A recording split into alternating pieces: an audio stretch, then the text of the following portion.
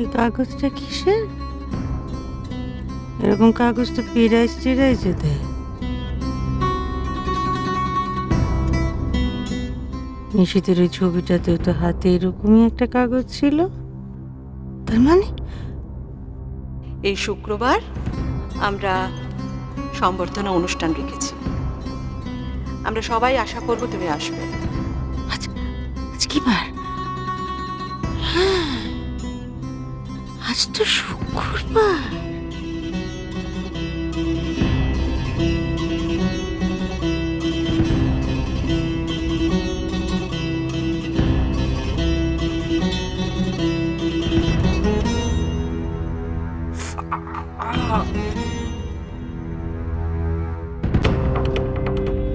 মা আমি ঠিক আছি, তোমরা যাও না, আমি ডাক্তারখানায় গিয়ে দেখে আসছি একবার।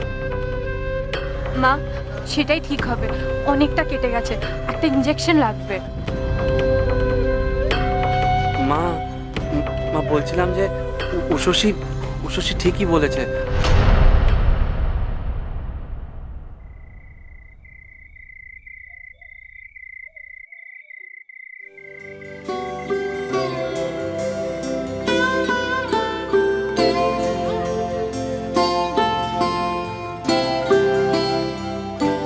লিখেছে একটু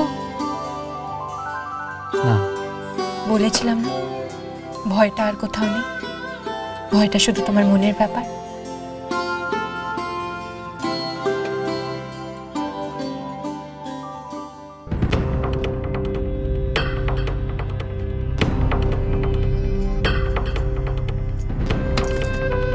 নিশিত,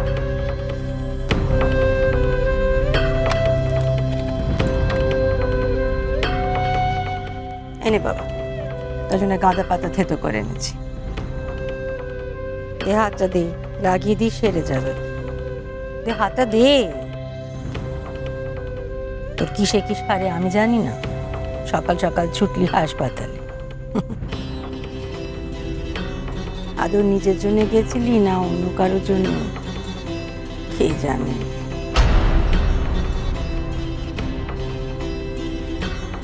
যাকে যা যা, ভালো বুঝেছিস, করেছিস। এখন হাতটা দে দেখি। মা মা থাক না। কেন? আসলে ওষুধ লাগিয়ে নিয়েছি।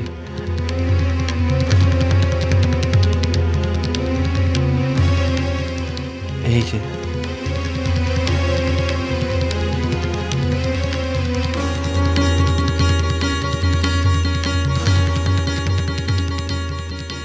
আজ অব্দি তোর যত সব কাটা ছেঁড়া সবই মায়ের হাতের ওষুধ লাগিয়ে সেরেছে বাপ।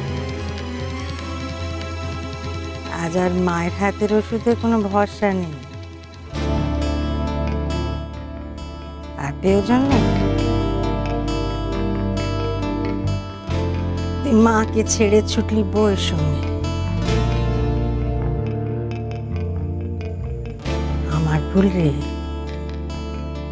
আমারই ভুল। আমি শুধু শুধু তোদের জন্য চিন্তা করে যাই ফেলে দিয়ে আসছি। মা গো, মা আমি এটা মুছে ফেলছি। দাও তোমার ওষুধটা। আমি না না বাচ্চা, মুছিস না। তার আর প্রয়োজন নেই। এই তুই যে ওষুধ লাগিয়েছিস না বাপ, সে ওষুধেই কাজ করতে শুরু করে দিয়েছে।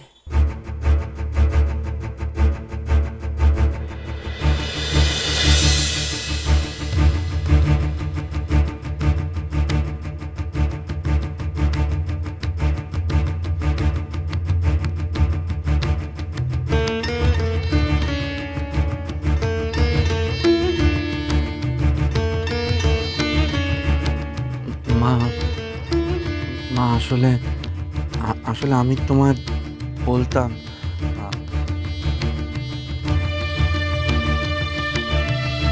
মা এই শুনছো, আজ কি হয়েছে জানো?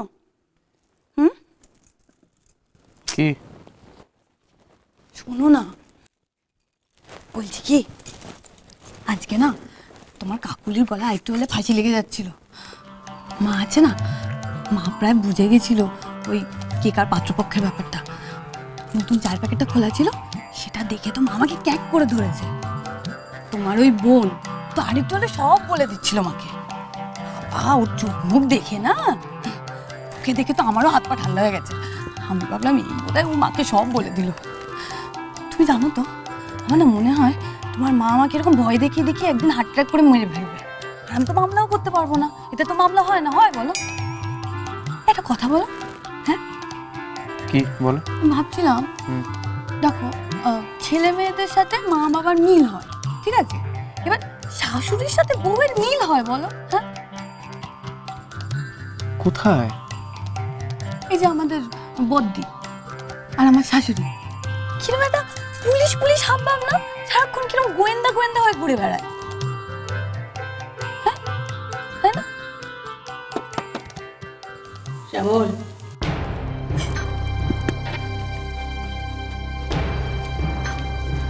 শ্যামল,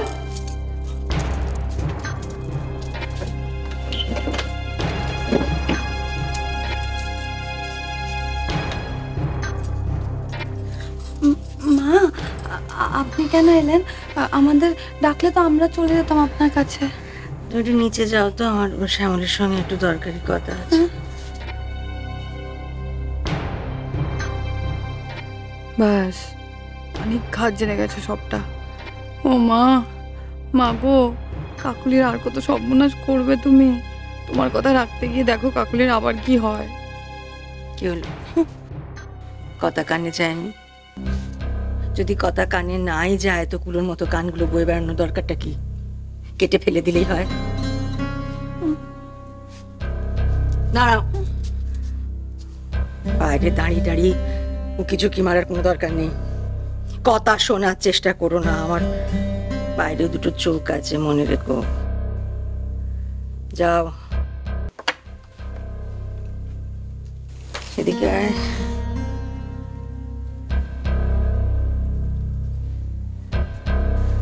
তোর সঙ্গে জরুরি কটা কথা আছে। তুমি আগে বসো তো, বসো বসো। কি কথা? বড় কষ্টের কথা, বড় যন্ত্রণার কথা কইতে এসেছি রে শ্যামল।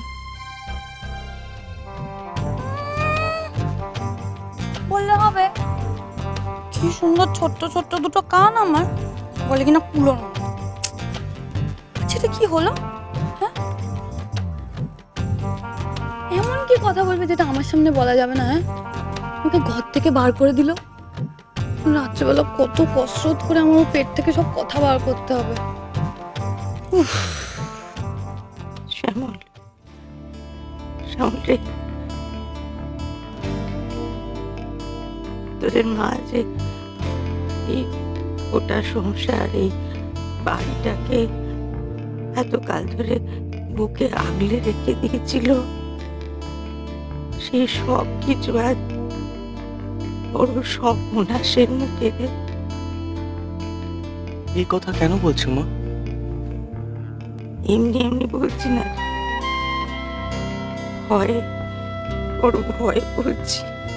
আমি যা বুঝতে পারছি না শ্যামল, ভয় করছে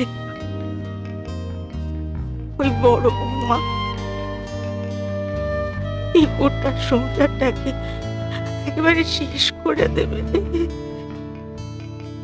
একেবারে সে খুব মোক্ষম জায়গায় আঘাত দিয়েছে, জানিস? আমার সব কেমন মাথার লাগছে। কি বলছো মা? হ্যাঁ রে বা, অনিশি তার কাছে তার মা সব কিছুর আগে সব কিছু থেকে বড় ছিল। তার মাই ছিল তার জগৎ সংসার, তার মায়ের কথা ছিল শেষ কথা।